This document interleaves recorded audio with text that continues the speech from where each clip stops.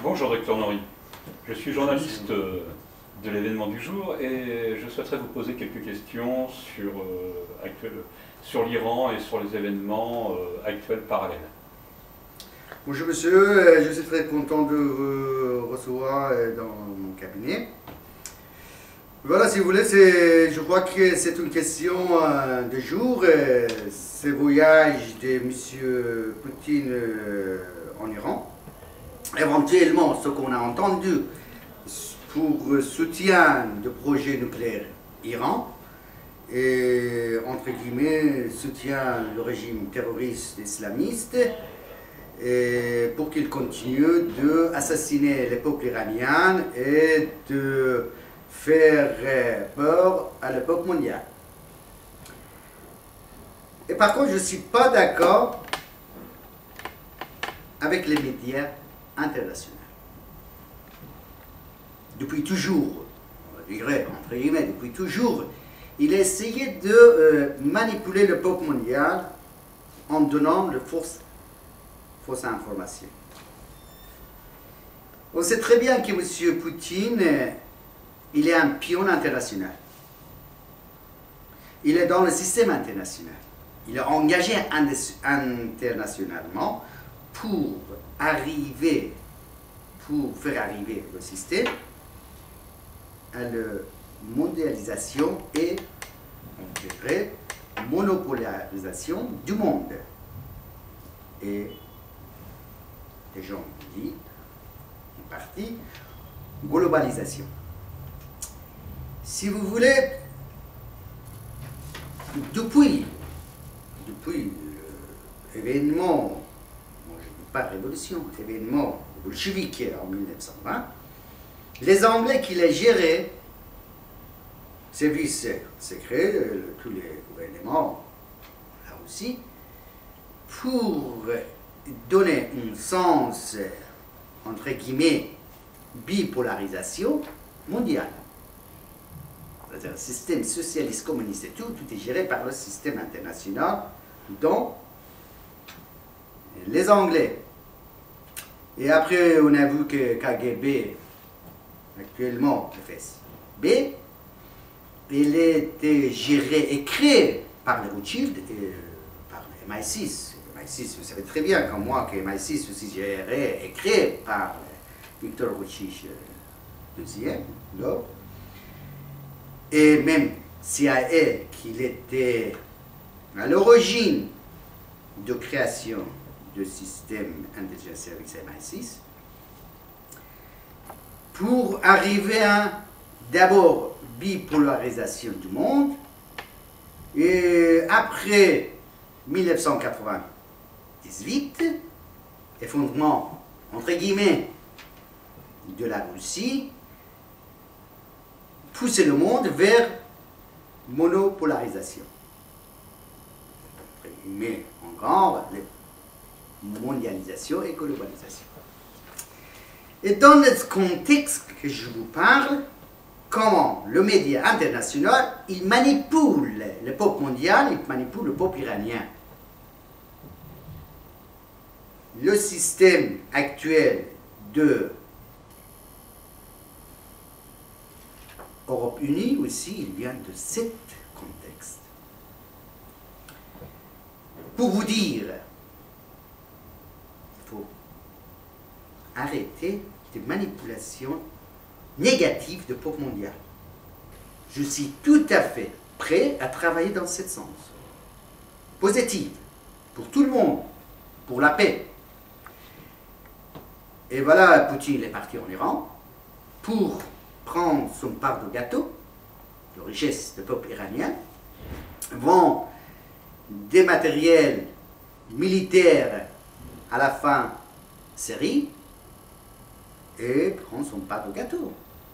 Pour le projet nucléaire depuis 1995 qu'il a signé avec Iran, pour finir 1999, qui n'est jamais fini. Pourquoi? Pour vendre des matériels à la fin de série, matériel que le peuple iranien n'a pas besoin. Pourquoi? Pour prendre son part de gâteau, entre guillemets, avec vente des choses vraiment insensées. C'est la raison pour laquelle moi je vois rien, ni négatif ni positif pour ce voyage-là. Il est dans le déroulement du système international au faveur de stabilité du régime terroriste en Iran, qui a donné beaucoup de bénéfices économiques à tout le monde, à tous les pays. Voilà. Bien, docteur Nori, mais effectivement, je veux dire, c'est une région qui est toujours très convoitée par d'autres, je veux dire, responsables et voisins, dont le Premier ministre israélien, M. Eldamer, qui, après son voyage en Russie, s'est rendu peu de temps après en France. Avez-vous quelque chose à dire concernant le voyage de ce Premier ministre? Vous savez très bien que M. Eldamer, il est parti le lendemain du voyage de M. Poutine, il est parti en Russie. Avant aussi, le ministre des Affaires étrangères de la Russie, il a dit on est tout à fait d'accord avec les propositions et on travaille ensemble avec Israël sur l'Iran. On est d'accord, parce qu'on a vu ça. Alors, à mon avis, il est parti là pour accorder un triangle, la Russie, Israël, la France, pour soutien plus en plus le régime terroriste iranien qui a travaillé au faveur de l'existence de l'Israël. Parce qu'avec la crise qui a vécu Israël, il a besoin de crise. Et une des raisons, l'année dernière, on se souvient très bien que comment l'État israélien, il a manipulé le peuple israélien pour échouer dans une guerre entre Hezbollah. Il a mis en jeu le nord israélien pour le système sionisme international. Mais je ne suis pas d'accord pour ce système-là. Mais il faut respecter les Juifs.